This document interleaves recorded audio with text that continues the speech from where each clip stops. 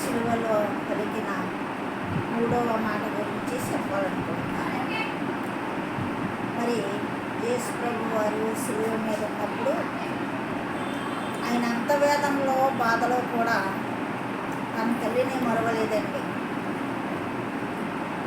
మరొకకుండా తనను ప్రేమిస్తున్నటువంటి మరి యొక్క శిష్యునికి యోహాను గారికి తల్లిని అప్పగిస్తాడు. ఇదిగో నీ తల్లి అని యోహాను గారికి అప్పగిస్తారు.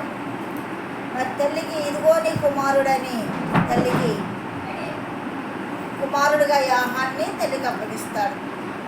ఆ వేదంలో బాధలో ఆ శిలువ గాయాలతో ఉన్నప్పటికీ కూడా తల్లిని మరవలేదు. మరవని ప్రేమ యేసయ్య ప్రేమ. అది ఇహలోక రీతిగా చూస్తే నేనే బాధలో ఉన్నా నిన్నేం చూడనమ్మా అంటున్నారు ఇప్పుడు పిల్లలు.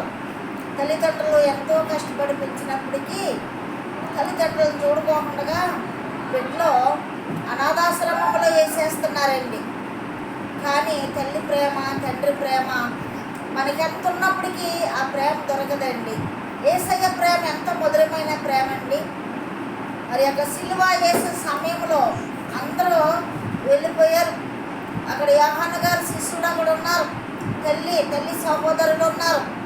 గుండ్లు కట్టుకుంటూ కుమారుని బాధ చూసి ఏడుస్తూ ఉన్నప్పుడు మరి నా సమయం అయ్యింది అని మరి యొక్క బాధ్యతను తల్లి బాధ్యతను శిష్యుడైనటువంటి యోహాను గారికి అప్పగించారు. అప్పటి నుండి యోహాను గారు ఆ తల్లిని తన గృహంలో చేర్చుకున్నట్లు మరి యొక్క వాక్యము సెలవిస్తుంది. మరి నువ్వు నేను కూడా మన తల్లిదండ్రులను ఏ రీతిగా చూస్తున్నామో మళ్ళీ మనము పరిశోధించుకుందాం. మరి ఆజ్ఞలో నీ తల్లిదండ్రులను సన్మానించే వారు దీర్ఘాయుష్వంతులు అవుతారని తల్లిదండ్రులను సన్మానించాలి.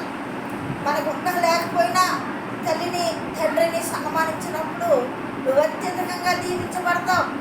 ఈ రోజుల్లో రెక్కలు వచ్చి మరి వారంతా ఉద్యోగాలు చేసుకుని వారి ఫ్యామిలీల వారు ఉన్నప్పుడు తల్లిని లెక్క చేయట్లేదు, తండ్రిని లెక్క చేయట్లేదు. దేవుని వాక్యం అరీతిగా ఉండొద్దని చెప్తుంది. ఎందుకనగా ఎంతటోళ్ళు మీరు ఎవరంటే కుమార్తెలు కుమారులు.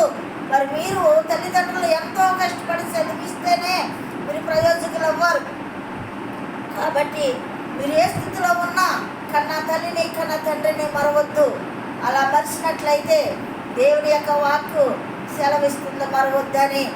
నీ తల్లిదండ్రులను సన్మానించమని వాక్యం సెలవిస్తుంది. యేసయ్య అంత కష్టకాలంలో ఆ శిలువ మరణంలో ఆ శిలువ మీద మరి యొక్క గాయాలతో ఉన్నప్పుడు కూడా తల్లి బాధ్యతను మర్చిపోలేదు, తల్లి మీద నా ప్రేమను మరవలేదు. కాబట్టి నువ్వు నేను కూడా యేసయ్య ప్రేమను కలిగి తల్లిదండ్రులను సన్మానించి తల్లిదండ్రులను గౌరవించి తల్లిదండ్రులను ప్రేమించేవారుగా మీరున్నప్పుడు మీరు మీ కుటుంబం మీ బిడ్డలో అంచెంచెలుగా దీవించబడతారు. ఈ పరిశుద్ధ వాక్యం దేవుడు దీవించుగాక. సబ్స్క్రైబ్ చేయండి, లైక్ కొట్టండి, అన్న మినిస్ట్రీ గురించి ప్రార్థించండి. ఆమేన్.